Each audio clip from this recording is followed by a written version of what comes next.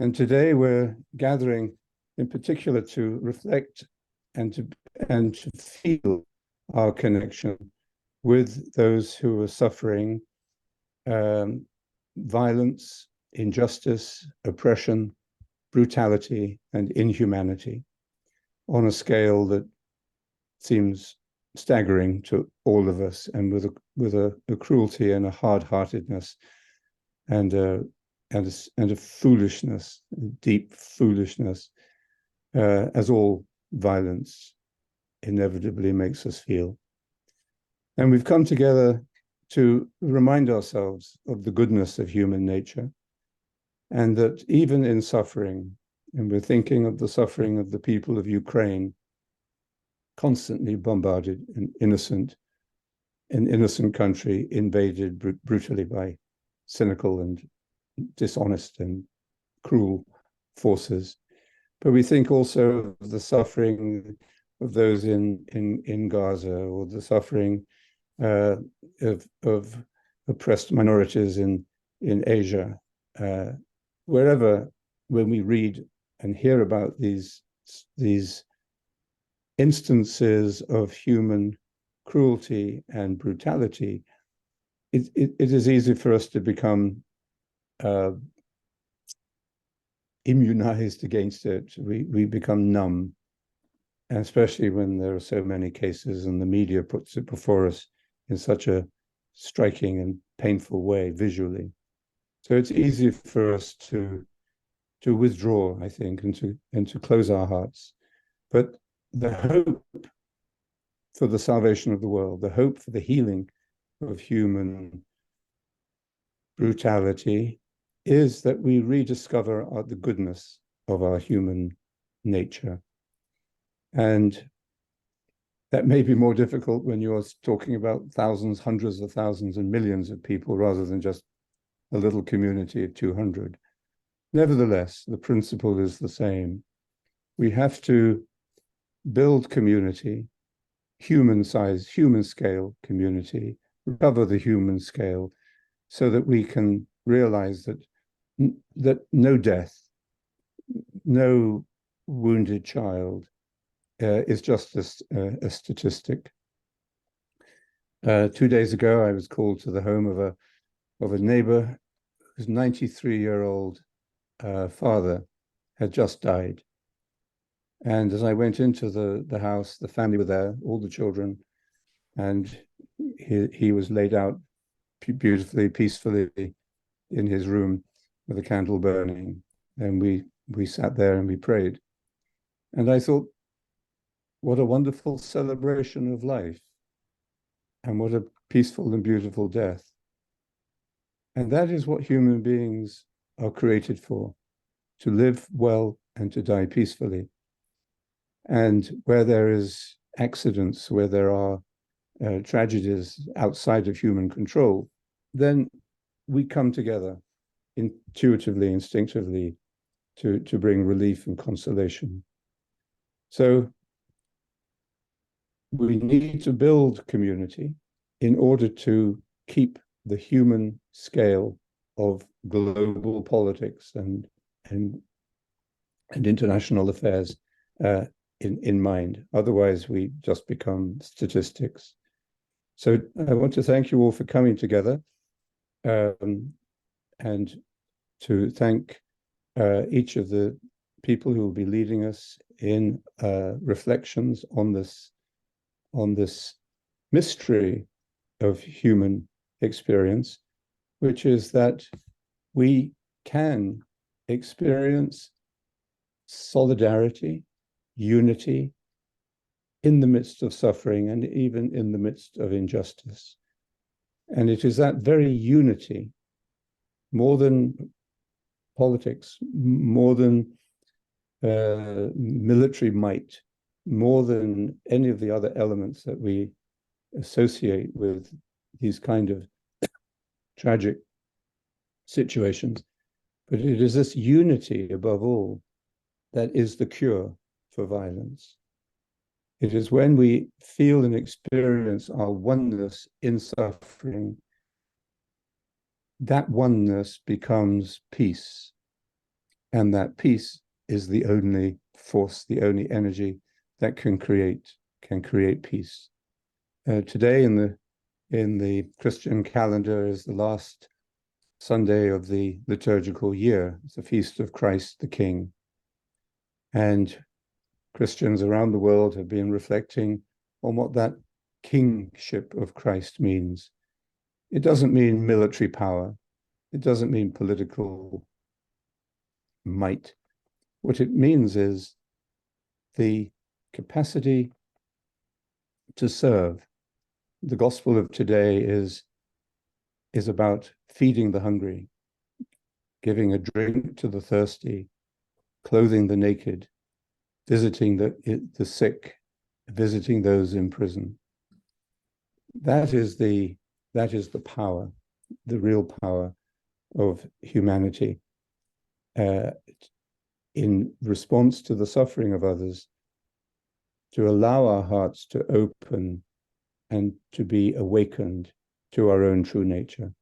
So I hope that this time that we spend together will allow us to experience that. And if we experience it, as we meditate together, as we listen to each other, as we listen to the personal stories of people from Ukraine, as we listen to the wisdom of Herman as a politician and others, then each of us, I think, will become a better ambassador for peace wherever in the world we may be. So thank you for being with us. And we begin by inviting Herman Van Rompuy to share his reflection on this theme. Thank you, Laurence, for giving me the floor.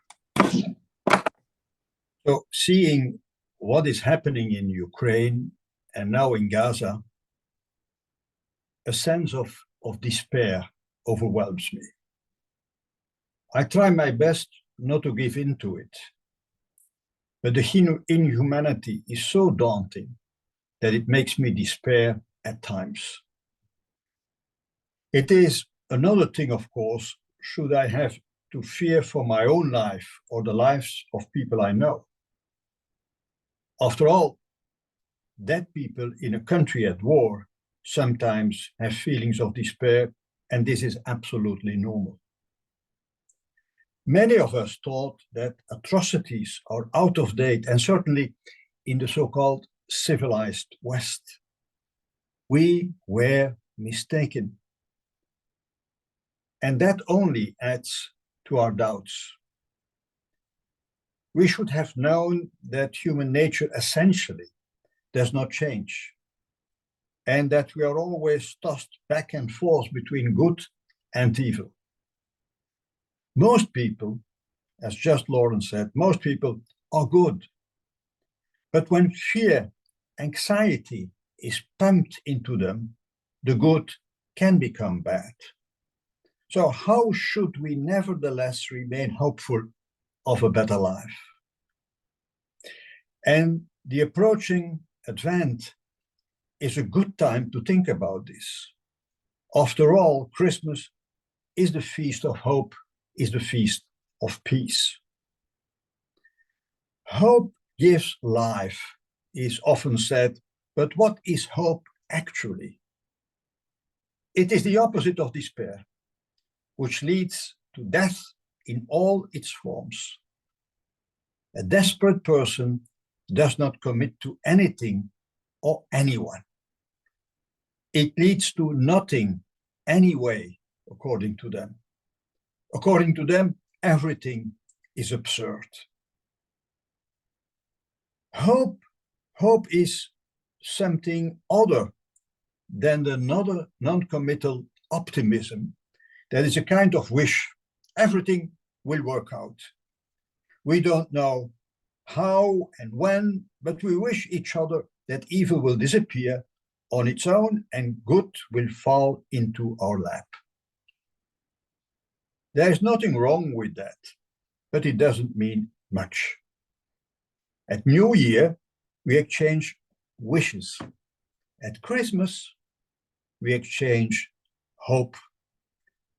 We hope for peace and happiness for the people of goodwill. And the newborn child is the symbol of a new beginning. So, what does hope mean? Linguistically, hope does not mean certainty. There is in the word hope an uncertainty about the outcome of what we hope for. We hope that our desire will come true. Hope, however, is above all a verb. We have to help realize our hope for a better life. Hope, as I said, is a verb. Our commitment to this can take a lot of us, even our lives, as Ukrainians among us know all too well. A truly hopeful person knows the path to follow and is determined to travel it. That conviction makes him or her strong. He wants, or she wants, to succeed. The hoper also knows that he is not alone and that we can walk that road together with others, and he knows he can count on them. The physical presence of the other makes him or her even stronger. It can also be an invisible presence for now. Hope is not something you do alone. And I say it in a different way. Without love, there is no hope. With love, we can handle misfortune much better. Even if everything falls short, we are still together. Love is hope, and hope is love. The meditator practices reducing his egocentricity and thus makes space for others in his life. Meditation is a training school for love, and thus for hope, as I just said. We dare to look forward more. We have the strength to do so. The other is not so much a consoler as a helper. He or she does more than wipe out our tears. He or she helps us so that we have fewer tears. The Christian also knows that there is someone, with the majuscule, that there is someone who loves him even more than man, as a father loves his children unconditionally. I add mothers even more so. Nor does God ensure that everything always ends well. In the end, things ended dramatically for Christ too. Think of his fear that his father abandoned him.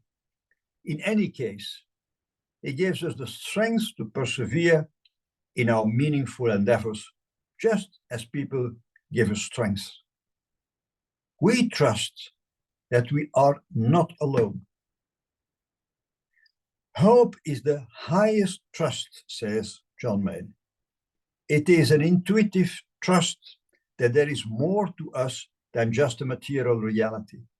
It is in the silence of meditation that we realize that we can experience this more, the divine part of our being and our link to the entire divine reality, which we were not able to do with our only rational mind. Often God shows us the way in an invisible way, at least, if we listen to the inner voice within us. That way is never the way to inhumanity, but precisely to more humanity. That is the way, the true way, that is life. But fate and bad people can strike hard and ruthlessly, affecting ourselves or people around us. The Christian believes and hopes that there is an ultimate justice, even if he does not or does not yet know or experience it. That is the meaning of resurrection faith. Meditation transforms us, makes us a better person. This does not mean that we should suffer injustice idly. It means just doing nothing. We must keep the gifts of indignation and the will to fight injustice. Without cowardice, but also without revenge. And in times of war, with respect for humanitarian law. We are in our hearts with the victims of violence and with the defenders of justice and humanity. Feelings alone are not enough, but solidarity and fraternity are also conveyed in an invisible way to those in need. There should be no room for indifference and fatigue in supporting Ukraine among those who are spatially distant from violence. That is why we are here together this evening and this afternoon. We are with you until the day returns of normal life, where people can be happy, simply happy. That is what we hope. All that we said in April 2022, 2 months after the invasion, remains true. Albert, Maria, and their friends, we are not tired of thinking of you. Hold on, persevere. Thank you.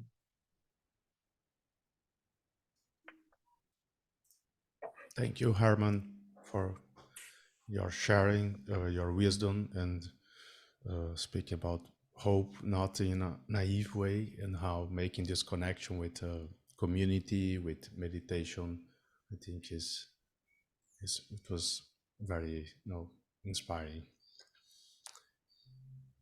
And just let's stop for a few seconds before we proceed.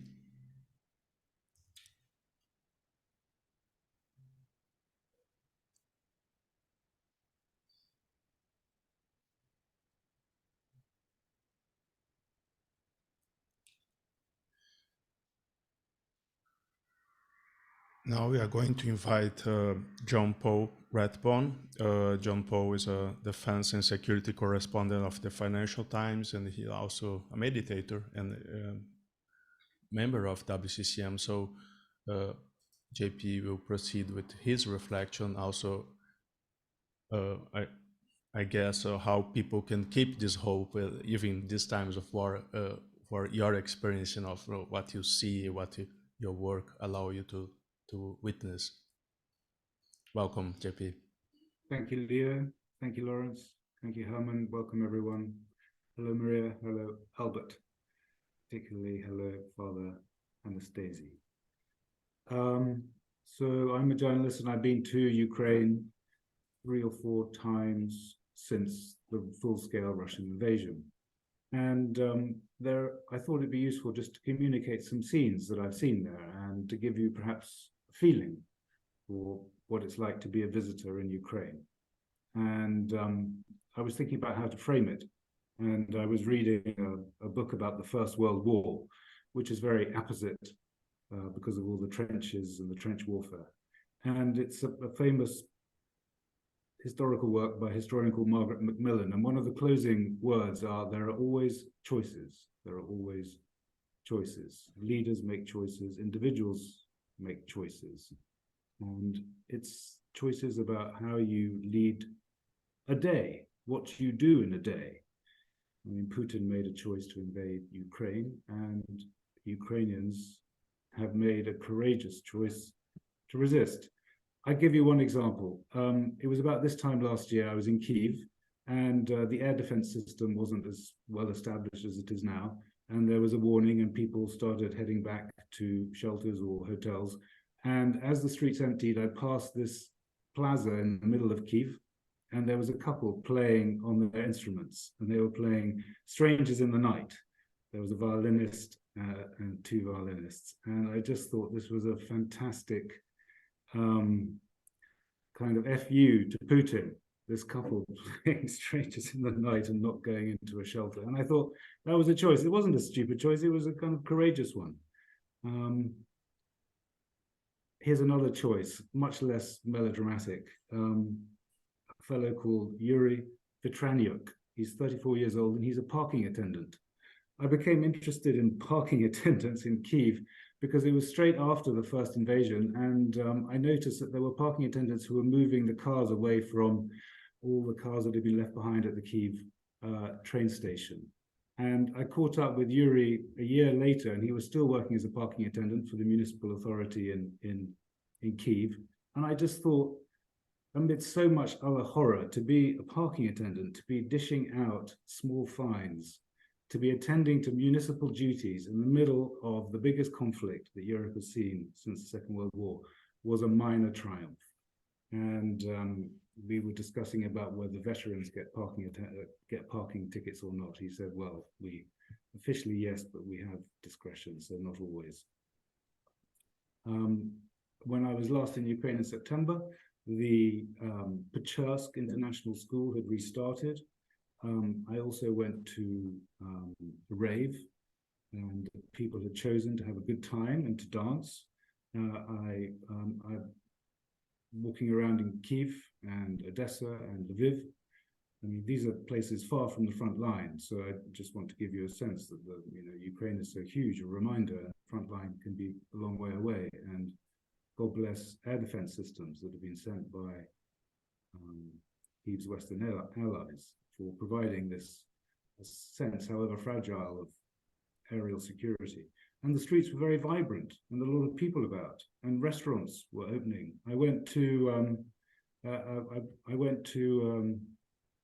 a new cafe that had opened called the Pepsi Cup Cafe, and even as restaurants were closing, the Pepsi Cup Cafe had opened, and there were deck chairs out in the autumn sunshine, and the barista was saying, "Well, we're very happy to have people come here and sit and talk and have normal emotions." And I thought that was a really interesting phrase, for people to have normal emotions, not to feel anguish and despair. So these are the choices that people make about how to lead their lives. And it involves courage, a fair degree of courage. And courage is a really interesting word. It's not the same as bravery. Courage comes from the Latin for cor, which is from the heart. So courage comes from the heart. It's not really a decision. It's not a consumer choice. It's a decision about being, and it's the virtue that people say make all the other virtues possible.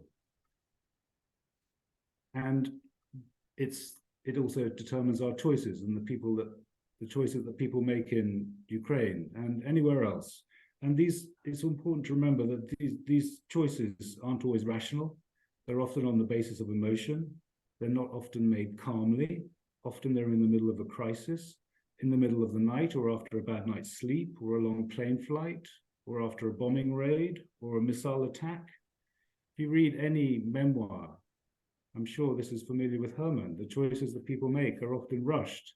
And when the policymaker is tired, or when an individual is tired, the question of fatigue comes up again and again and again. And crises don't come in orderly sequences either. Sometimes they happen at the same time, and sometimes decisions have to be made without fully understanding the limits of your own abilities or your foes. And so I kept on seeing all these choices being made in Ukraine. Here's another choice. A chef I met called Zhenya Mikolenko. He used to run a ramen noodle shop in Kyiv before the invasion. And cut a long story short, he turned his kitchen into a mobile kitchen, and he was feeding upwards of 5,000 troops ramen noodles and other goodies, and special forces operations on the front line around Zaporizhia. And he strongly believed that good food, good nutrition was all part about making Ukraine better and winning the war. When I went to Odessa, a friend of mine there, they just opened the beaches in August, and she'd been swimming in the sea, and she talked about how it was like a mental civil war in her mind. The fact that she was swimming in the middle of a war and having a good time. And she had a lot of trouble reconciling the fact of the idea of being happy, choosing to be happy, choosing to have enjoy that afternoon, choosing to set aside the time. And the subject, it came up again. I went to a conference and I was listening to the wife of the president, Elena Zelenska, the first lady. And she was asked, how do we present this in a good way? It looks anomalous that people will go to dancing at parties and open restaurants and sit in restaurants and stroll around and smile in the middle of a war. And she said, it's a sign of our resilience. It's about Ukrainians' desire to continue to live. You can't ban people from celebrating life, but how to explain that to a foreign audience? So I asked human rights lawyer Alexandra Matvichuk, whose center won the Nobel Prize.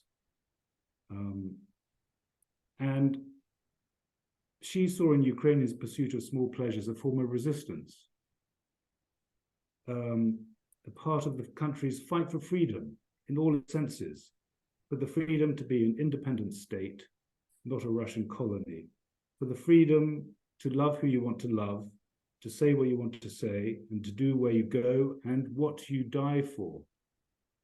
Because everyone that I've mentioned in this small talk has a friend or a relative who is close to them who has died or been wounded. Everybody I met in Ukraine knows someone close who has died or wounded.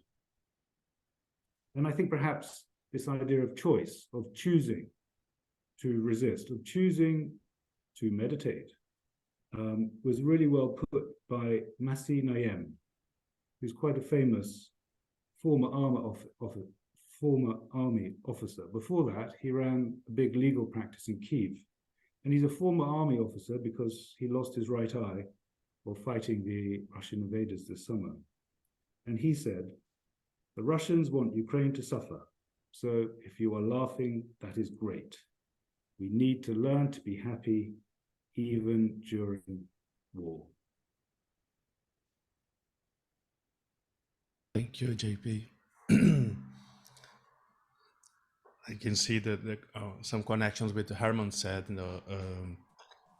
this aspect of communitarian and social. So I think many of your choices that you mentioned involve being with people and this what Herman said, you are not alone. I think this feeling that people are not alone and being as a group to face dark times always helpful. I don't know, Lawrence, you'd like to say any few words before we proceed? You need to unmute, Lawrence. Well, I think as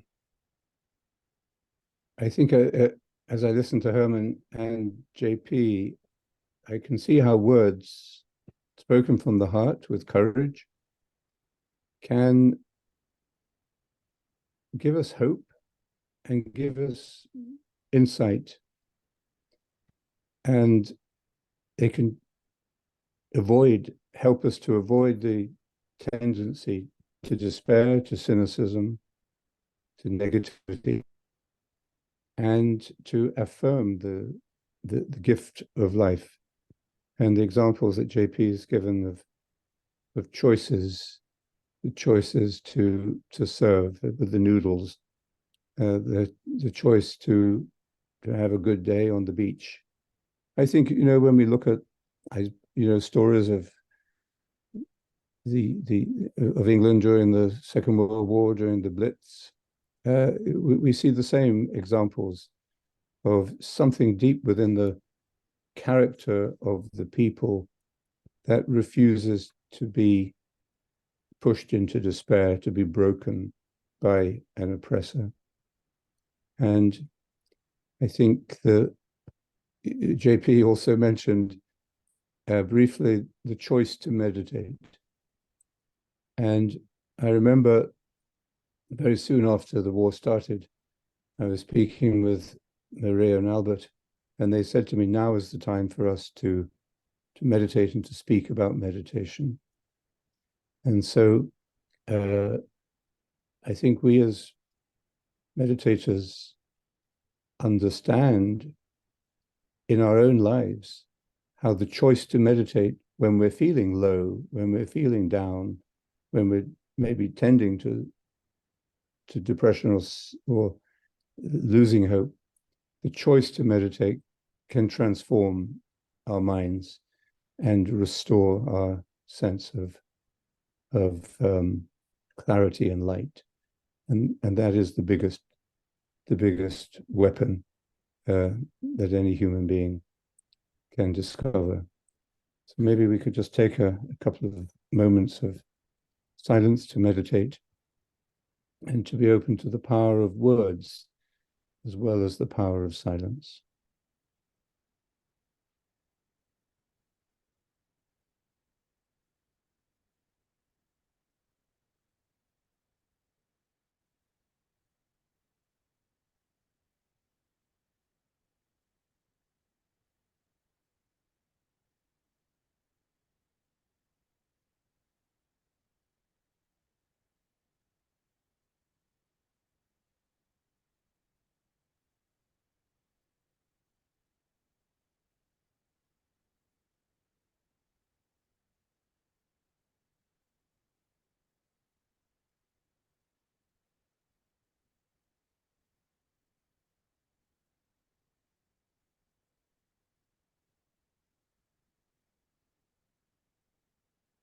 Good. Thank you, Lawrence. We're going to invite now Father Anastasy and Bonvo to share his story and of also resilience. And I think he is going to speak in Ukrainian, have a with translation. Mike, I think we need to unmute there.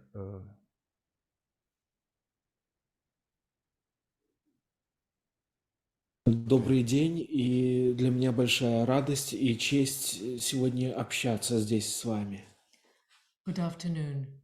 I'm very glad to be here and be able to talk to you today. Я служу 25 лет в церкви, 2 месяца у меня был опыт оккупации. Я был в числе тех, кто не верил, что война начнется. Father Anastasy has served for 25 years in the church. He spent 2 months under the Russian occupation, and he was among those who didn't believe that the war would start. Но за то долгие несколько уже лет я практиковал христианскую медитацию. But for the last few years, quite a few years, Father Anastasy has practiced Christian meditation. И столкнулся с ее глубокой практичностью и пользой.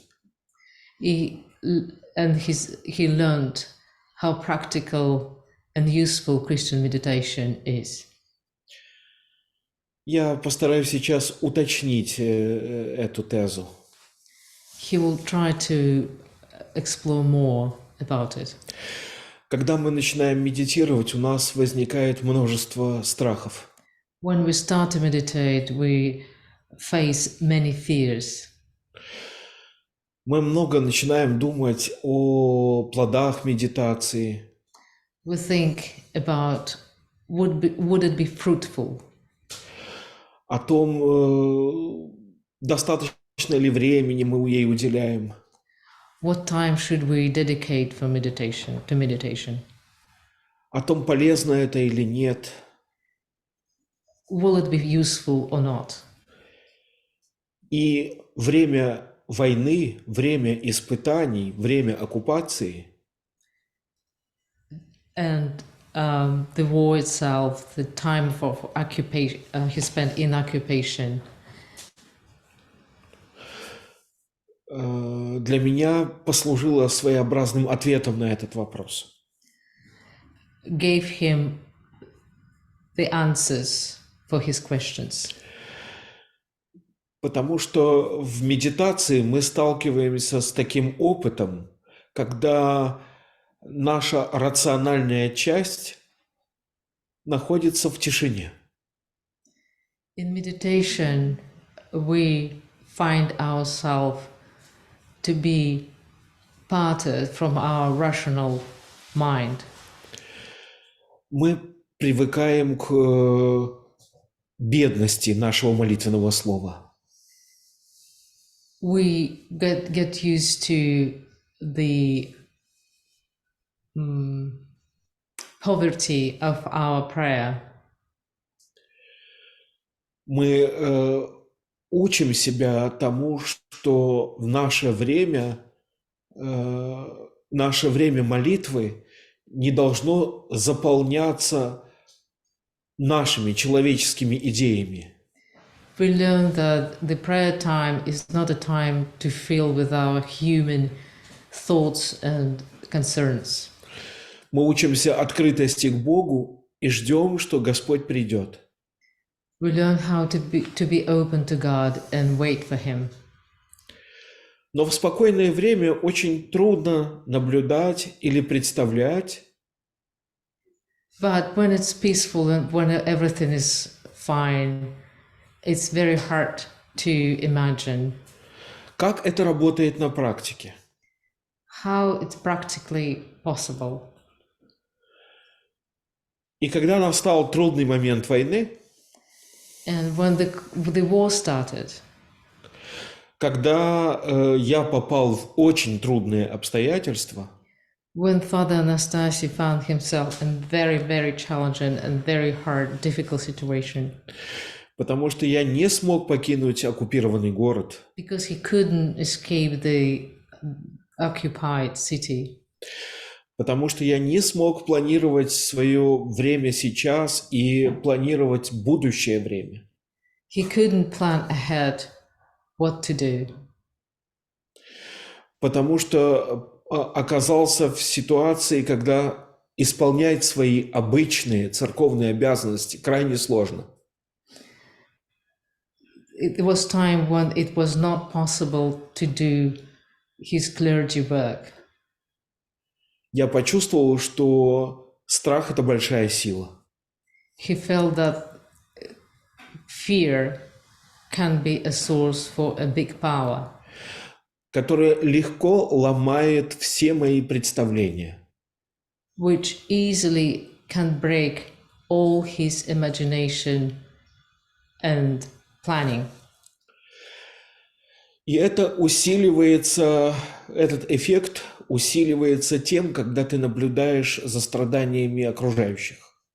It feels even stronger when we observe the suffering of other people. Одна из особенностей жизни в оккупации заключается в том, One of the features of living in under occupation is что я полностью лишен поступления информации. there is no information, there is no source for clarity what's going on. Враг максимально старается изолировать своих жертв. The enemy tries to isolate his victims from any source of information. Складывается ощущение, что вербальная часть засыпает. It looks like our verbal part falls asleep. В Библии есть хорошие слова. Я потрясен и не могу говорить. A verse from the Bible, I'm shocked, I cannot speak. И вокруг люди в таком же состоянии. Everybody is in the same situation and feels the same. И вот одним из подарков медитации, одним из подарков этого молитвенного опыта One of the gifts of meditation, one of the gifts of the experiencing prayer, совершенно неожиданно для меня стали появляться маленькие знаки. absolutely unexpectedly, Father Anastasy started to feel small signs. Сердце пробудилось, His heart awakes и стало влиять на мое поведение. and started to influence his behavior, Стало влиять на ход моих мыслей и действий тогда, когда мне принимать решения было труднее всего. His heart started to his heart became a moving force for his decisions when it was very, very hard to make decisions with his mind. Я глубоко уверен, что это молитва нашей общины, He's deeply convinced that it was a business of the prayer of the Ukrainian community. это живое, не только Украине, But the world community. the world community of Christian meditation. Это живое присутствие Бога, It was the result of the presence of the living God. и это и моя личная практика, мое личное участие. And also it was Father Anastasy personal experience and practice. Потому что, оказавшись в трудных условиях, Because living under such difficult circumstances, я почувствовал помощь и поддержку. he felt support and help. Также я почувствовал побуждение, особенное побуждение к свободе. And also he felt a very special, strong desire for freedom. Я об этом говорю, потому что для людей, которые находятся в страхе оккупации, He's talking about it now because for people who is in there under the occupation, такая очевидная мысль совершенно не очевидная. such an obvious thought is absolutely not obvious. Страх руководит всем, Because fear rules everything. всеми процессами, мыслями. All the processes and thoughts. Поэтому каждое решение приносит какие-то результаты. Every decision brings results. Но решение принять трудно. But it's very difficult to make a decision. Также из жизни в оккупации большое внимание нужно уделить вопросу врага. Also, it's very important living in occupation, in the occupied territory, to remember about our enemies. Когда человек видит врага по телевизору или слышит о нем на расстоянии, When we see an enemy on the TV or hear it from a distance, у него складывается определенный вид реакции. we react on a certain way. Безусловно, отрицательный, и гнев, и раздражение. Of course, it's negative. It's rage and irritation. Но когда ты сталкиваешься с врагом лицом к лицу, But when you see your enemy face to face, ходишь по одной улице с теми, кто оккупировал твой город, share the space, your city, streets, эти ощущения изменяются в еще более худшую сторону. you feel all these negative feelings even stronger. И здесь школа медитации оказывается еще более ценной. And the school of meditation, the fruits of meditation, you feel even stronger.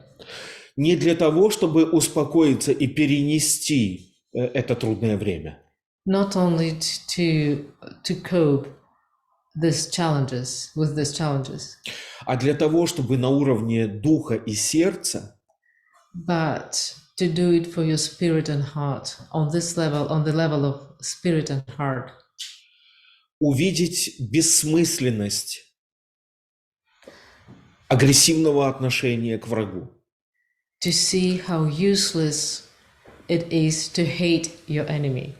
Увидеть, как эта злость разрушает меня изнутри. To see how the rage destroys yourself, Но не прикасается к врагу. but doesn't destroy the enemy. И это заставляет снова и снова пересматривать свое отношение к этому человеку. It forces ourselves to reconsider our relationship with the enemies. Я понимал, что от моего отношения к врагу многое зависит именно для меня. He understood, he knew that his relationship with enemies is very important for himself. Я испытал чувство злости, ненависти. He experienced all the range and hate and all the negative feelings, all the spectrum of negative feelings to the enemies. Но оно первичное и рождается из страха. It was prime feelings born by fear. Дух в сердце Spirit in heart защищает и ведет другой дорогой. protects and lead to another way. Он показывает отсутствие перспективы ненависти. It shows how useless it is. There is no perspective to hate your enemies. Силу молитвы и мира. It shows the power of a prayer and peace. Мы должны осуждать агрессию и войну. We should not support aggression and peace. Мы никогда не согласимся с присутствием врага на своей земле. We never agree with the presence of the enemies on our land. Но именно медитация помогает понять, But only meditation helps us to understand что есть угроза опуститься на уровень врага.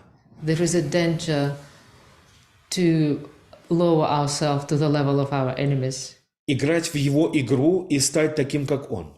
to play his games and become as our enemies. Это точно не качество победителей. It's not the quality of a winner. И без этого качества не только не выиграть войну, но и не построить послевоенное общество. Without this quality, it's not possible to win the war and to rebuild our society. Спасибо. Thank you. Thank you, Father Anastasy.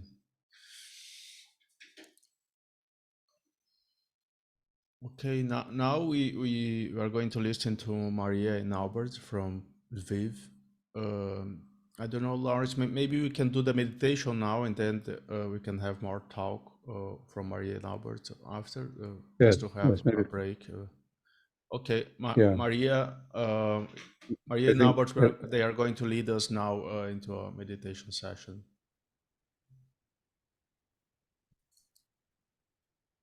Can you unmute, Maria? Oh, okay. Hello. So, as we understood, you want us to first lead a meditation? Yes, that's right.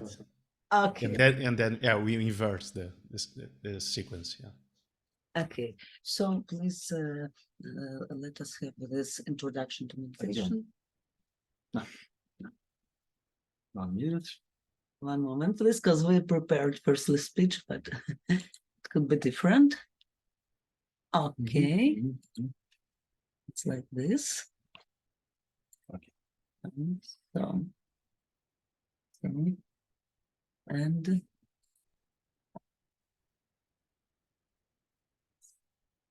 so now we will have small introduction. Отже, я думаю, що це чудова думка почати не з розмови, а з медитації. It's a really great idea to begin not just with speech, some words, but with meditation. Тому що все, що ми можемо сказати, має походити з серця і з безмовності. Because everything we can say, it should be taken from our heart, from our silence. Зараз, коли в різних частинах світу люди страждають від війни, голоду та утисків, нам можуть поставити запитання. Now when people in different parts of the world are suffering from war, hunger, oppression, we may be asked the question. Чи є сенс в тому, щоб протягом півгодини зберігати безмовність, сидячи з рівною спиною, прикритими очами, і в простоті розуму і серця безперервно повторювати про себе одне просте слово, нашу мантру? Does it make sense to remain silent for half an hour, sitting with our back straight and eyes closed, and in simplicity of mind and heart, repeat one simple word, our mantra, to ourselves continuously? І якщо ми прислухатимемося до того, як в нашому серці звучить мантра, чи допоможе це припинити чи полегшити страждання, які оточують нас і в яких ми всі беремо участь? And if we listen to the sound of the mantra in our heart, will it help to stop or alleviate the suffering that surrounds us? І також, напевно, ми будемо вірно та віддано повертатися до повторення мантри, щоб нас не відволікало ніщо під час медитації. Also, probably we will faithfully return to the repetition of the mantra, so that so nothing can distract us during meditation. Як ви вважаєте, чи змінить це на ділі, а не на словах, нашу відданість ідеалам миротворчості, демократії, співчуття, а також нашу вірність тим, з ким нас пов'язує дружба або особисті відносини? Do you think it will strengthen us in action, not in words, our commitment to the ideals of peace, democracy, and compassion, and our loyalty to those with whom we have friendship or personal relationships? Я думаю, що відповідь залежить від нашого особистого досвіду. I think the answer depends on our personal experience. І як медитуюча спільнота ми можемо дати просту та ясну відповідь на всі ці питання. As a meditative community, we can give a simple and clear answer to all these questions. Так. Yes, this is the answer. З самого початку війни ми, залишаючись в Україні і зберігаючи вірність дисципліні медитації, багато разів поверталися до однієї тієї ж думки. Без споглядання люди ніколи не навчитимуться цінувати життя.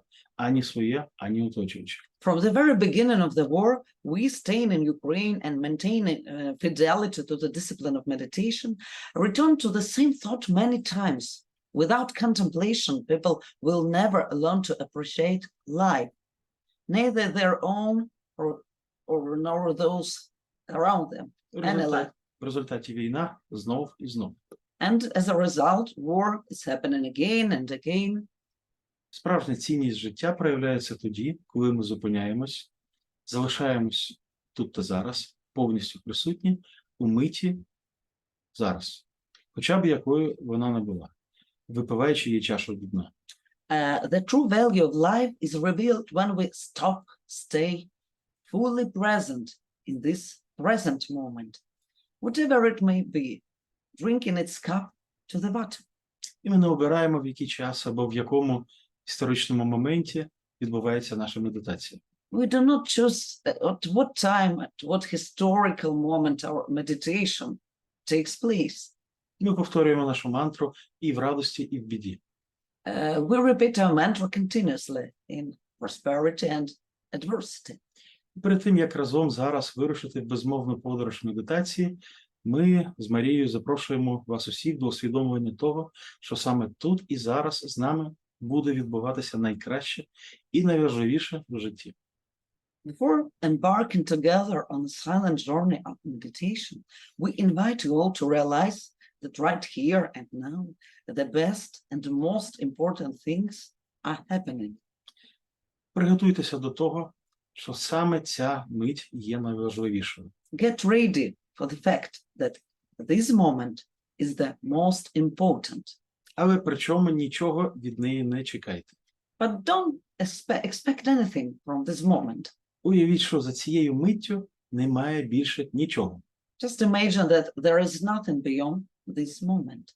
Уявіть, що ця мить є остання. Imagine that this moment could be the last one. І лише вона є реальною. And only this moment is real. Все, що було раніше, і те, що може статися пізніше, не важливо. Everything that happened before, it may happen later, is unimportant. Отже, мовчки ми сядемо на стілець, подушку або лавочку. So let's sit silently on a chair, pillow, or bench. Прикриємо очі, тримаємо спину рівно, немов наша спина – це струна безмовності, яка з'єднує небо та землю. Let's close our eyes. Let's keep our back straight, like it is the string of our silence that connects heaven and earth. Ось, тепер ми готові. Here, now we are ready. І ми попросимо Лео включити музичний файл, який So we want to ask Leo to turn on this music file before meditation. який буде нашим введенням в медитацію. It would be our introduction to meditation. Це музичний проєкт, який ми під час війни почали з Марією створювати. It's a music project we together began to create during the wartime. Ця музика в певному сенсі є результатом переживання досвіду медитації під час війни. In some sense, this music is also a result of our experience of meditation during the wartime. І також це один з плодів нашої практики. Maybe it's also some of fruits of our practice. And after the music track, we can hear the sound of a bell already. It's in the file. Okay.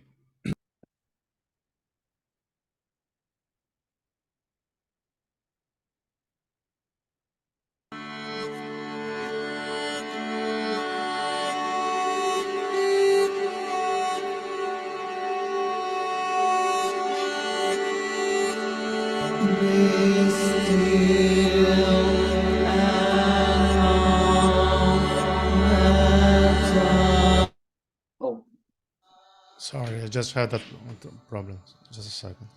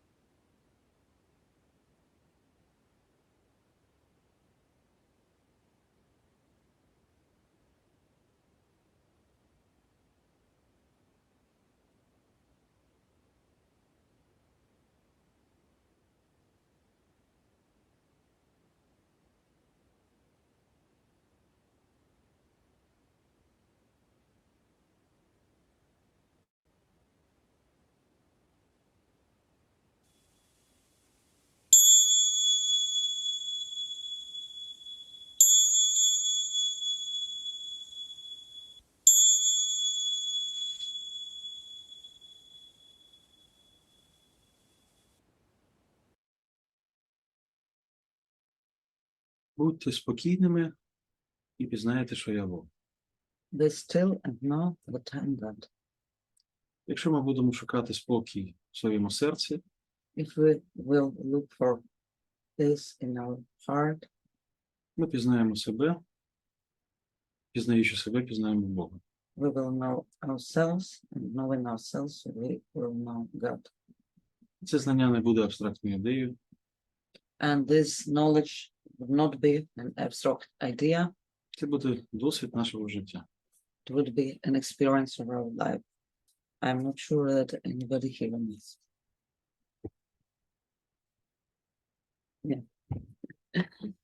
Дякуємо за спільну медитацію. Thank you for this meditation together. Трошки поспілкуємось. And now let's talk. Ми хотіли б почати нашу розмову з того, що з презентації маленького фільму. But firstly, it would be a short presentation, again, a video, because we together begin to create some video stories about people who have an experience of meditation during the war. And now we want to present just the first one. And Leo, can you share this second file? Yes.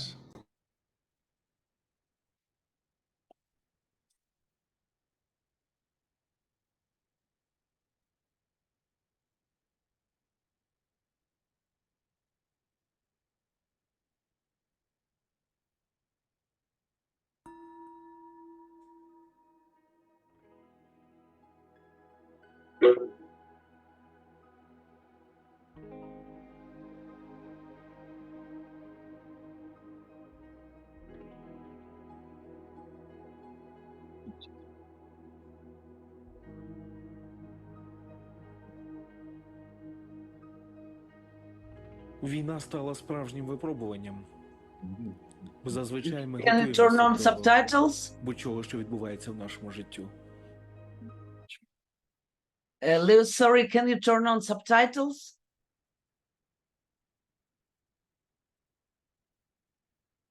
Because English is only subtitles here.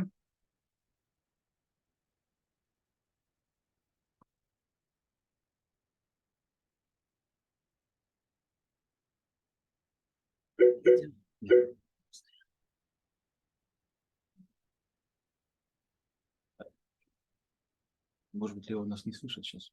Oh, okay. English subtitles.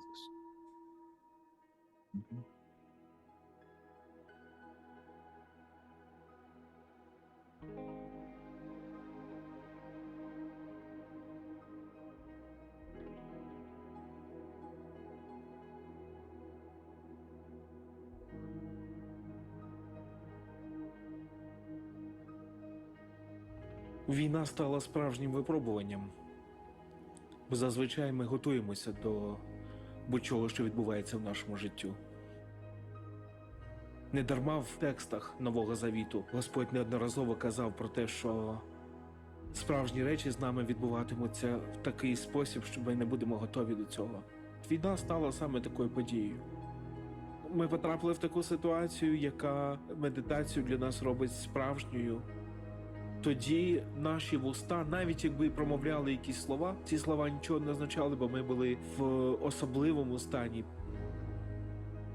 Дух Божий, який є, який постійно з нами у промовлянні нашого молитовного слова, він просто в якийсь особливий делікатний спосіб починав підтримувати серце. Якщо ти маєш доторк Божий, ти відчуваєш живу присутність. Вона є, вона буде допомагати мені не з'їхати з розуму. Коли стало питання пробачати чи не пробачати, чи маю якесь зло чи агресію до російських солдат, я досі пам'ятаю той страшний для мене випадок, коли я переходив дорогу. Мені так величаво уступила дорогу велика військова машина. Я в той момент відчув себе таким приниженим, і страшна лють мене охопила. І саме в цей момент я потребував медитації якнайбільше. Я не маю проклинати, це нічого не дасть, це буде руйнувати мене. Просто тоді я це відчув саме у тому самому рівні, з яким ми весь час працюємо, коли медитуємо. І я зрозумів, що мені нема сенсу гніватися і проклинати, що я готовий до того, щоб приймати те, що є, і надіятися на Бога, і від Нього живитися, від Його живої присутності, отримувати все, що Він мені дає. А Він знає, що мені потрібно зараз.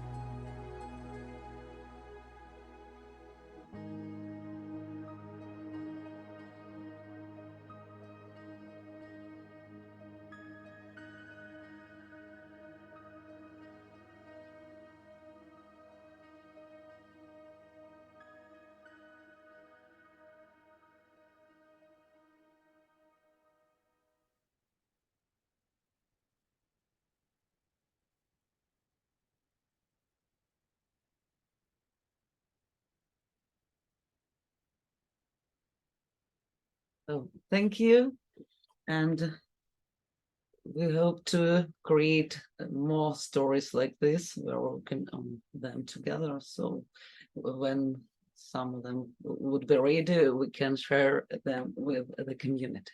Okay. And now a few words. We're really happy to be in touch with our entire international community again.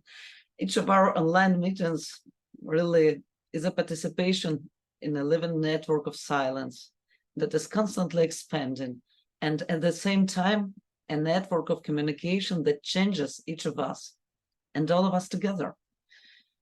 It could be paradoxical combination of opposites, of silence and communications. And it is probably what transforms a group, a team, a crowd, a command of people into a community. We are now in the second year of this war, the merciless full-scale invasion of the Russian army into Ukraine. And for our people, this is a difficult time of trials, especially given the fact that this war between Ukrainian democracy and Russian autocracy has been going on since 2014, and in one form or another, it also covers the entire 20th century. But meditation practice shared by our community has taught us to recognize in every conflict and crisis the light of new opportunities and perspectives. Meditation teaches this wisdom silently and simply. And the mystics of the Christian tradition and all other great spiritual traditions of the world tell us about this same wisdom with the help of different concepts, images, and stories. In modern time, also video stories. And when one door closes, many more doors are open. Our key to the door is attention.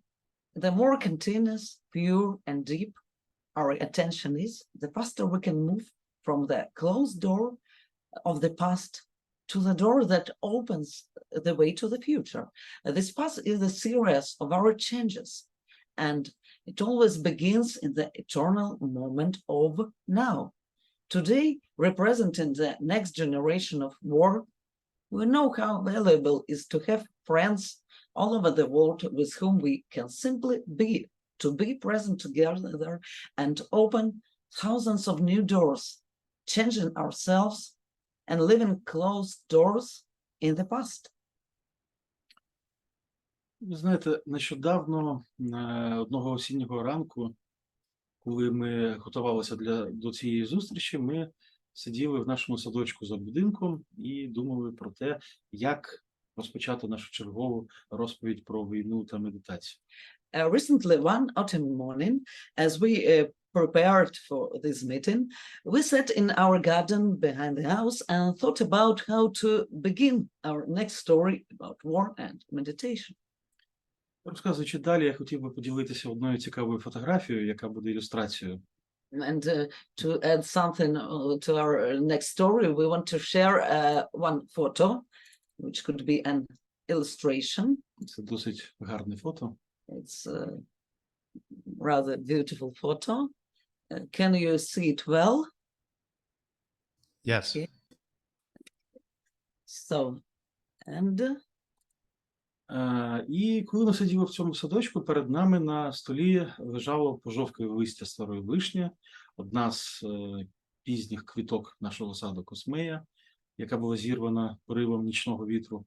so when we were sitting in this garden and we saw before on this photo, the yellowed leaves of our old cherry tree laid before us on the table. And one of our garden's latest flowers, the casmia, was torn by of a gust of night wind. It also was on our table. І поруч з цими речами стояла гільза від патрону військового, яка була привезена кимось з друзів із зони бойових дій. And next to them, there was one completely another thing. It was a cartridge shell brought by a friend of us from the active combat zone. І гільза, яка кілька місяців раніше випустила зі своїх лещат смертельний заряд, тепер була повністю порожня. And this cartridge shell, which has released a lethal charge a few months earlier, was now empty. Вона відпрацювала свою службу, руйнівну мету якої призначив їй людський розум. І тепер вона спокійно стояла на столі перед нами і ловила останні відблиски осіннього сонця. So, having completed its service, the destructive purpose of which was assigned to it by a human mind, this cartridge shell now sat calmly on the table, catching the last reflections of the autumn sun. Те, що є знаряддям вбивства в руках людини, чий розум і серце ускладнення, розбиті і затемнені егоїзмом, може бути дуже прекрасним у світлі сонця, чиє життя просте, цілісне і є джерелом світла для абсолютно всіх. What is an instrument of murder in the hands of a human whose mind and heart are complicated, broken, and darkened by selfishness, can be so beautiful in the light of the sun, whose life is simple, whole, and a source of light to us all. Світло сонця осявало однаково гільзу, і листя, і квітку. Ці різні речі були охоплені одним внутрішнім сяйвом. The light of the sun shone equally on this cartridge shell and the leaves and the flower. These different things were covered by the same inner shining. І зараз, коли ця гільза спокійно лежала поруч з опалим листям і квіткою, їхня спільна внутрішня суть дуже просто та ясно виявлялася, викриваючи всі визначення, якими ми розділяємо речі, розділяємо для себе.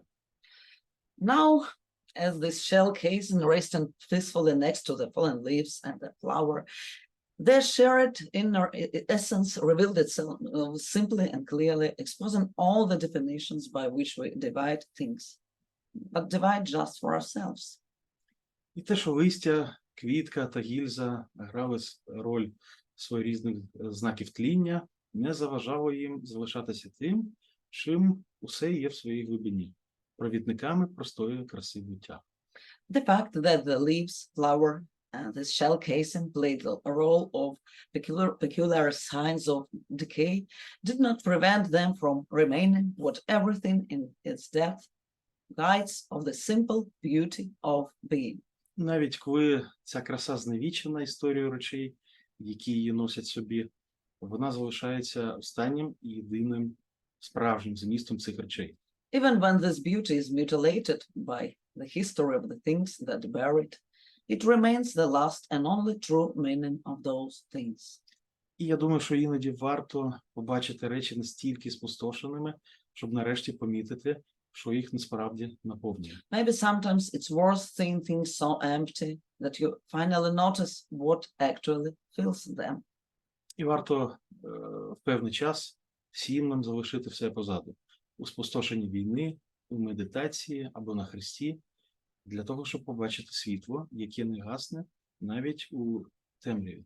And somehow we all have to leave everything behind in the devastation of war, in meditation, or on the cross, to see the lights that does not go out even in darkness. So the time of war teaches us to distinguish the real from unreal. This time shows how to cut off with ease all that is superficial, secondary, and optional, and to maintain unceasing fidelity to what is natural and primary. Challenging the very fact of our existence, war forces us to immediately reassess everything we try to be in life and find out what is most important to us, what we really are. By examining ourselves in this way and discarding everything that has been dismantled, we find ourselves to be something infinitely simple. It's a very liberating discovery that feels like a victory over what threatened us and made us start this search. We find in ourselves what is impossible to lose, but what is impossible to possess alone. This can only be shared endlessly with others, discovering it more and more. Is this not what we seek? As meaning, as soul, which is a participant in spirit, as God or ultimate reality, but as experience teaches us, what we are looking for is looking for all of us. It is looking for both in joy and in suffering and beyond them. Останні 2 роки спільнота мала 2 великі теми для рефлексії над нашим досвідом медитації. For the past 2 years, the community has had two big themes for reflection on our meditative experience. Ми разом зосереджувалися на тому, якою наша мета, і на тому, який є шлях до цієї мети. We focused on what our goal is and what the path to it. Ми знаємо, що спільнота існує для того, щоб кожен її учасник став також учасником чогось більшого, єдиної свідомості. The community exists for the purpose of each of its members becoming a participant of the unified consciousness. І ця мета вимагає від нас спільної роботи безмовності, спокою та простоти. І зрештою це стає роботою спільної трансформації, метаної. This goal requires us to work in silence, stillness, and simplicity, and ultimately it becomes a work of shared transformation, a metanoia. Сьогодні кожна частина нашої спільноти переживає свій особистий досвід. Today, each part of the community is going through its own experience. Для нас знання про те, що наш досвід страждань під час війни стає частиною спільної роботи трансформації спільноти, змінює абсолютно все. And knowing that our experience of suffering in war becomes part of the collaborative work of community transformation makes all the difference.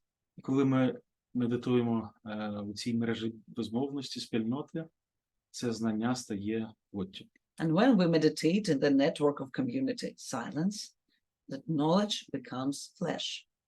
І потім ця плоть досягає зрілості в нашій роботі, у спільноті та разом із спільнотою для всього нашого світу, який зараз страждає в муках народження. And then this flesh comes to maturity in our work, in community and with community, for our whole world that is in the throes of birth. Те, що ми шукаємо, насправді шукає нас. What we are looking for is actually looking for us. І сьогодні нас шукають скрізь, у всіх гарячих та темних точках світу, де є насильство, страждання, невігластво, агресія, жадібність, обман, експлуатація, придушення, брехня. And it is looking for us everywhere, in all dark places of the world, where there is violence, suffering, ignorance, aggression, greed, deception, exploitation, suppression, lies.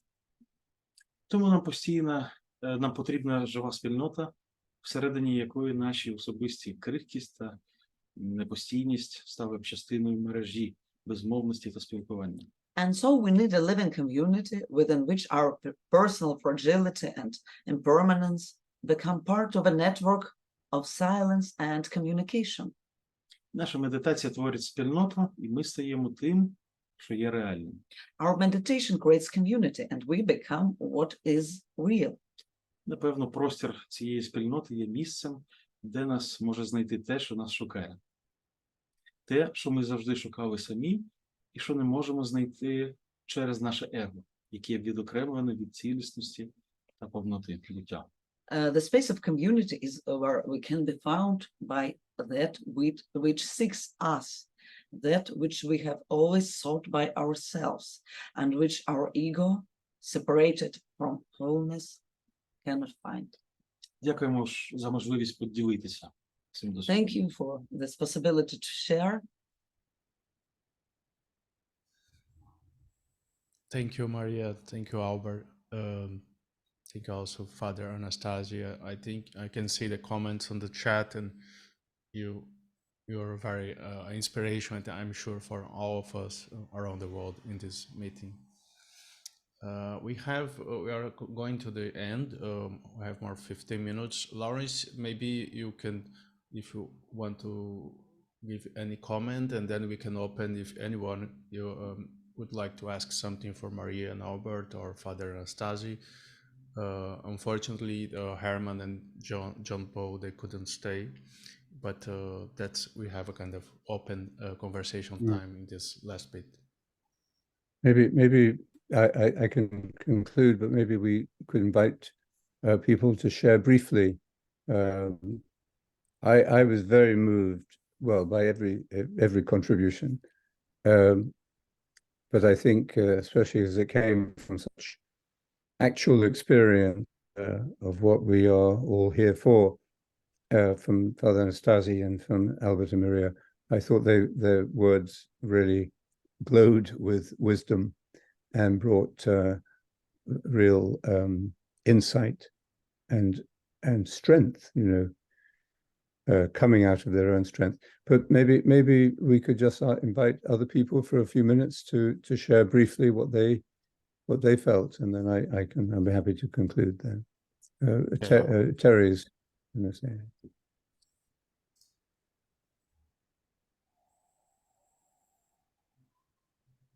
I would just like to say an enormous thank you for all this sharing, and I'm feeling an enormous sense of belonging, and I think that the experiences that you have shared there with such wisdom and grace are very, I don't want to sound patronizing in any shape or form, but they're very inspiring. And I think, that you're having a galvanizing effect on the whole community, bringing us all together as one community, as one family, like a microcosm of the greater picture. So together we are stronger. So thank you. Thank you.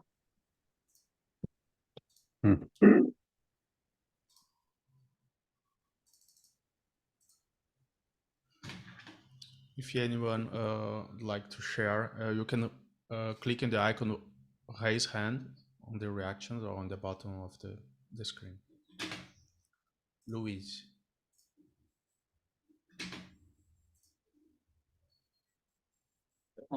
You just need to unmute, Louise.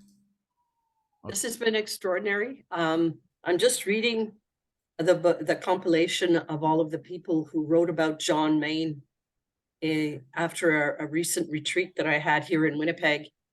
And I can only say that there's a density and a reality and a truth in what you're bringing forth that is so powerful, and it's so communal. It's truly the mystical body of Christ speaking, especially Maria and Albert, as well as the Father. I can't believe how powerfully touched I am.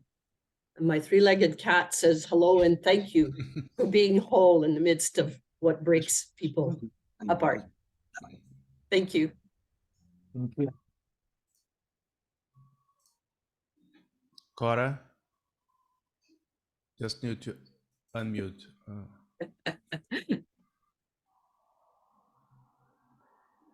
This is Ted. I was very moved by the sharing of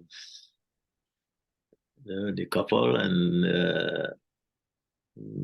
Herman, because just recently I was going into despair because of of a project that I was doing, a book actually, and was launched just last week. But instead of the celebration that I was expecting, our community was divided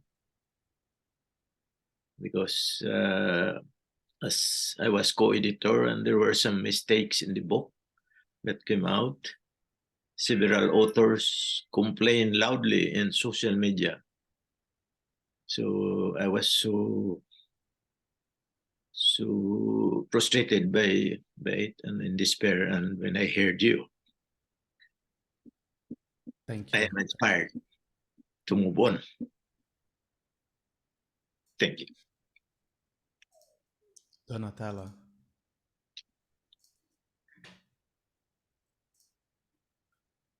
I think your camera is not on. If you want to, you need to unmute to speak, yeah.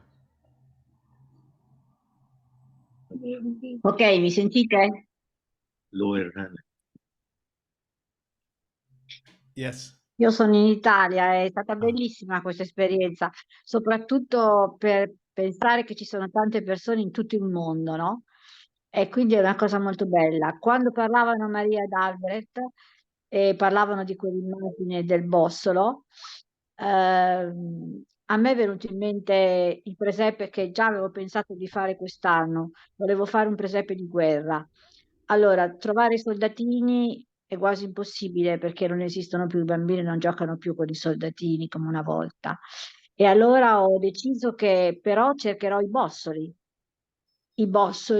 e dentro questi bossoli probabilmente ci metterò dei fiori, qualcosa.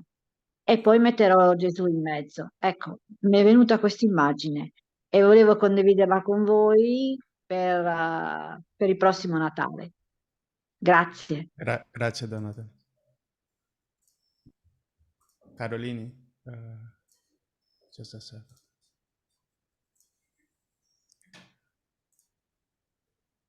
Okay. Hello, I just wanted to say thank you for sharing. It's very encouraging for me. A lot of it resonates with me. I'm in Cherkasy in Ukraine. I'm British. My husband is Ukrainian. And I very much, I'm familiar with the sense that when everything began, that there were no words. The words didn't mean anything, and it was very difficult to pray. And this is when a deeper journey with meditation for myself began.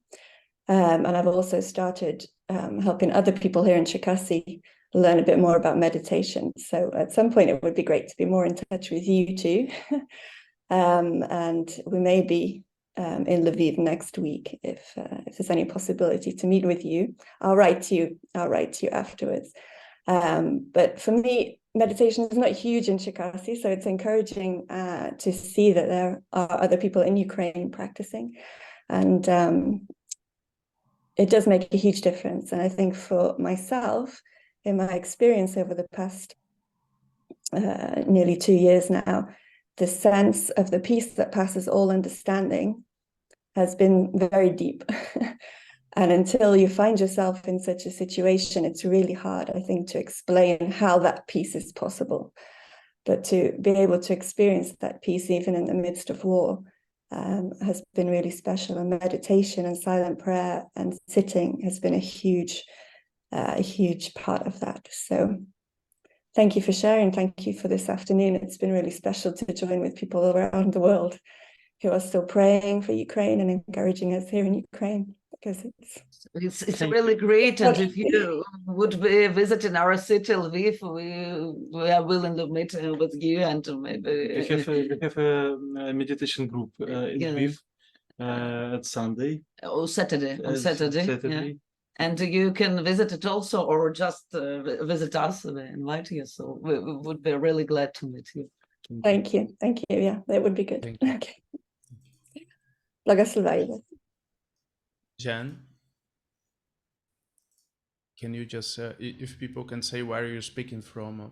I'm in North Royalton, Ohio, in the United States, which is by Cleveland. This might be a little scratchy because I'm reading from my notes. We have compassion for all people suffering from war, hunger, and oppression, and there are all kinds of spiritual hunger, etc. And we know this and we feel this because we are all a part of the universal mystical body of Christ. Even if we're not physically present in what we see as war, we feel it, and we feel it deeply.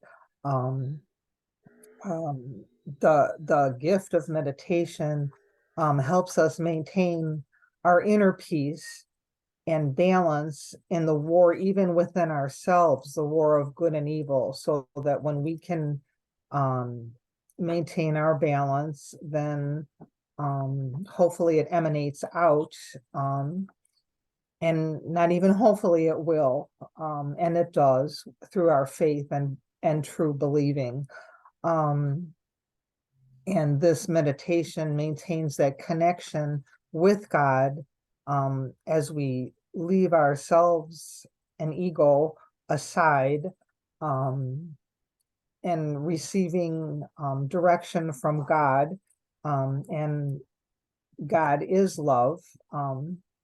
And we receive and gain that proper perspective for clarification of some things that may be confusing in chaos. And then our vision and decisions can be better and improved. And then we share the fruits of this. And in sharing and conversation, we convert and change together as we grow individually too. So peace to all. Thank you, Jen. Thank you. Gary, I just ask you to unmute. Can you click on unmute? Thank you. I usually forget that. I'm Jerry from Winnipeg. I'm French Canadian, even in the midst of the middle of Canada. I, like others, want to say thank you. Merci beaucoup for everything that you've brought us today.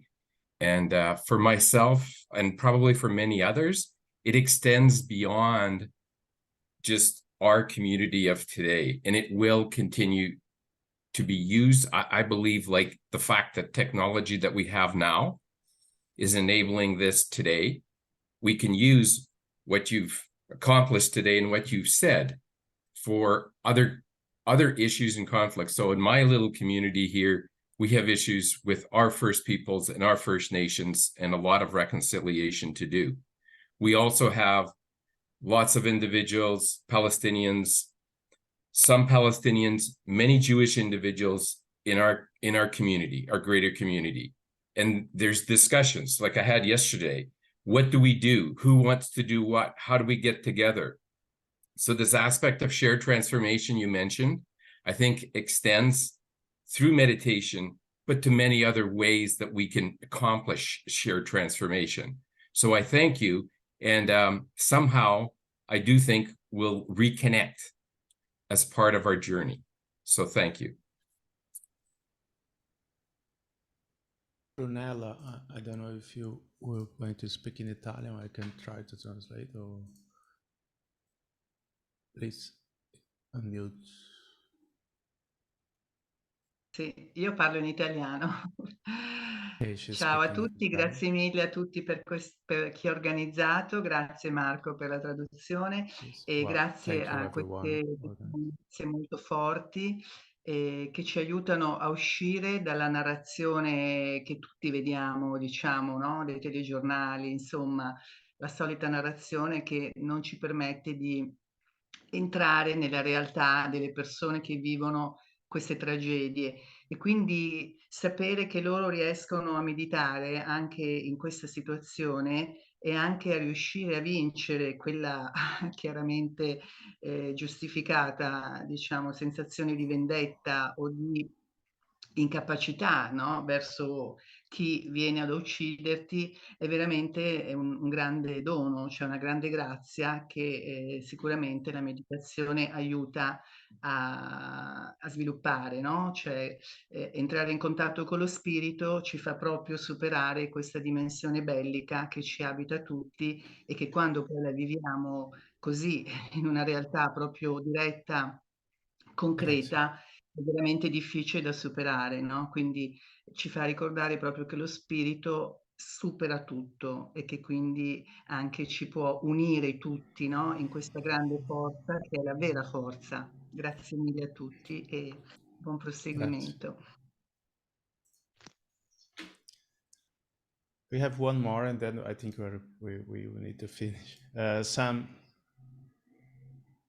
you just need to unmute. I click you to unmute. Yeah. Okay. Oh, I would just like to say something simple that thank you for this beautiful kernel of wisdom. It reminded me of the celebration of the Eucharist. When the priest says, through him, with him, and in him, I think you added or expanded that wisdom to through community, in community, and with community. That community is Christ, and thank you very much for that.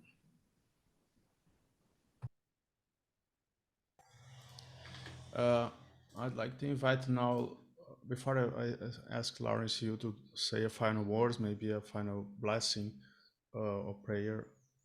Some people ask about the recording. It will be available on our website, WCCM.org. And I just want to thank you. We have more than 400 people during these few hours on Sunday. I think it was a sign of unity. Laurence, with you. And thank you, Leo, for guiding it. I feel it's very difficult to summarize because it is such a unified experience. I think obviously we probably feel a special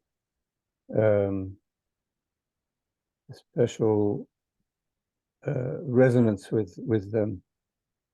Father Anastasy and Maria and Albert speaking from the heart of this this conflict and of the wisdom that they have found in it, paradoxically. But I think every contribution that came to the service, and so many probably just remained in our hearts, but everything that was said, and especially in these last few minutes as people have been speaking about their reactions, I think we can see exactly what we mean by the body of Christ, the mind of Christ, and a contemplative consciousness. And the fact that this could be shared in such an ordinary way, but in with such an extraordinary intensity and force, naturalness, spontaneity, is a sign of immense significance and hope. I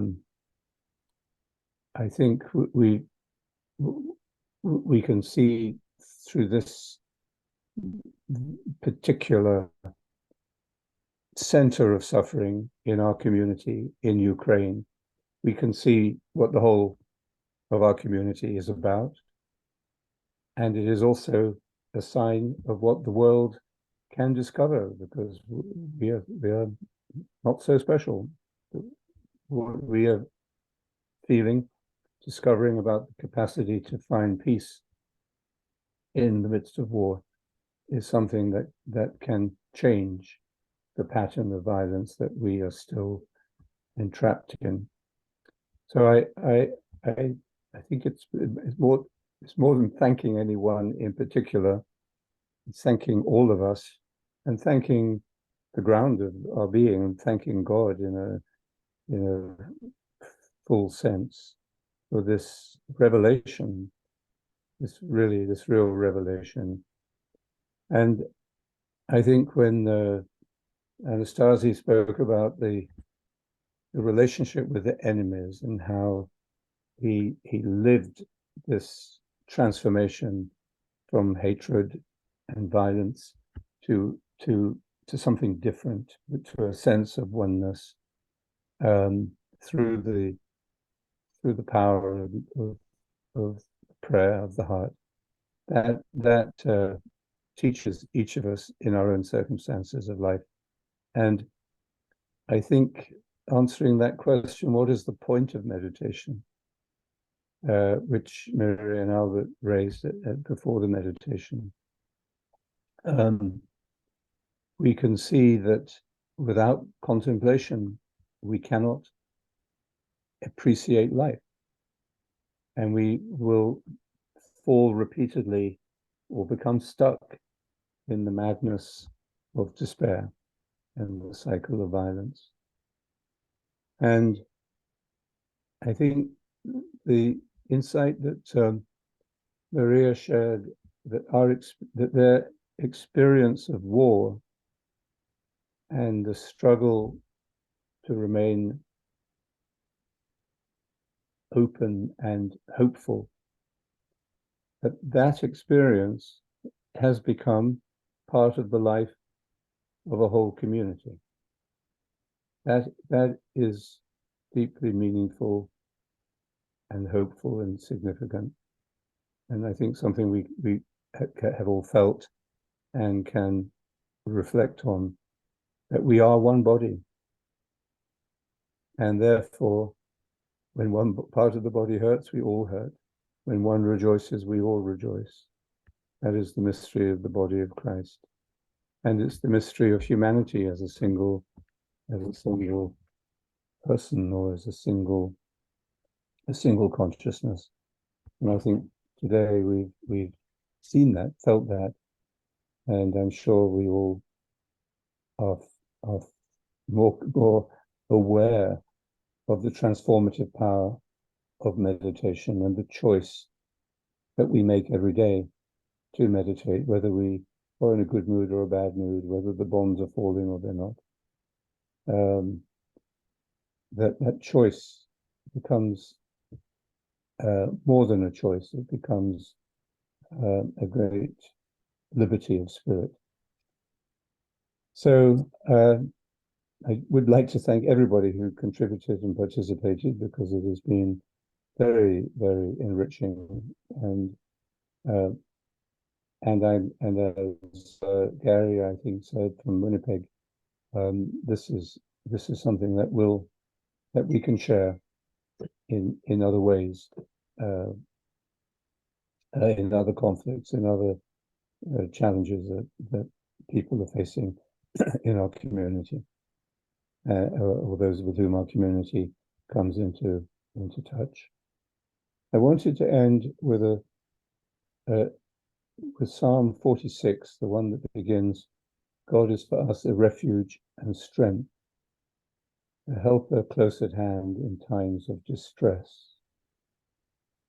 So we shall not fear though the earth should rock, though the mountains fall into the depths of the sea. The Lord of hosts is with us, the God of Jacob is our stronghold." It is this psalm that contains that verse that we as meditators must have heard a million times, set to music or as a way of introducing meditation. And the verse is, "Be still and know that I am God." Be still and know that I am God. And what I've always felt about this psalm is that this verse is hidden or buried in a psalm that is about conflict and turbulence and war. And just listen to the part of the psalm in which this verse occurs. "Come, consider the works of the Lord, the amazing deeds he has done on the earth. He puts an end to wars over all the earth. The bow he breaks, the spear he snaps. He burns the shield with fire. Be still and know that I am God. supreme among the nations, supreme on the earth. So I think the psalm expresses what we have felt and touched today, that our work of meditation is a work for the world and a work for ourselves. It gives us the resilience and the personal strength, or the courage and the hope to stay awake and to refuse to hate. So it gives us that personal resilience and ability to renew. But it also changes the world. It changes us and it changes the world. Because this knowledge of God, the stillness that leads to the knowledge of God, changes everything around us. It dispels the weapons and the violence and the desire to use those weapons. It dispels those by the knowledge of God itself. And that knowledge, of course, is simply the experience of love. Meditation is our way to discover the experience of love in every aspect of our life. So let's just conclude maybe with those words again from Psalm 46. Come, consider the works of the Lord, the amazing deeds he has done on the earth. He puts an end to wars over all the earth. The bow he breaks, the spear he snaps. He burns the shields with fire. Be still and know that I am God.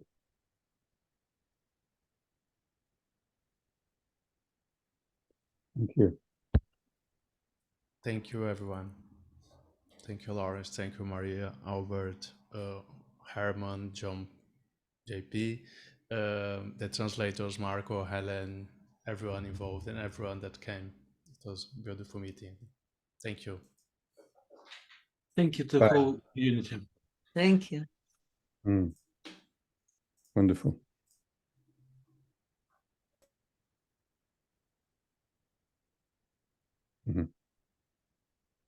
Everyone.